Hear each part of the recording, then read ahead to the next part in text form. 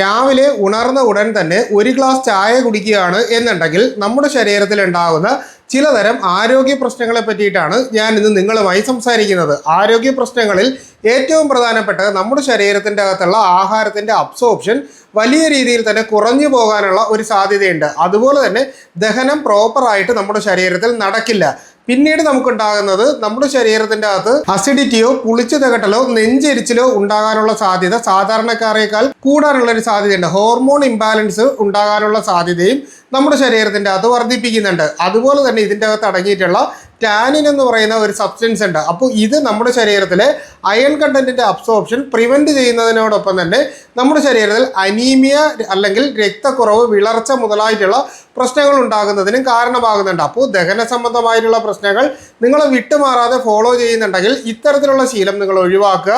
ഒപ്പം തന്നെ രാവിലെ എഴുന്നേറ്റ ഉടൻ തന്നെ ഒരു ഗ്ലാസ് ഇളം ചൂടുവെള്ളം കുടിച്ച് 15 മിനിറ്റ് കഴിഞ്ഞതിന് ശേഷം ചായ കുടിക്കുകയാണെങ്കിൽ ഹെൽത്തി ആയിട്ട് നിങ്ങൾക്ക് ഈ ഒരു ശീലം ഫോളോ ചെയ്ത് പോകാനും സാധിക്കും.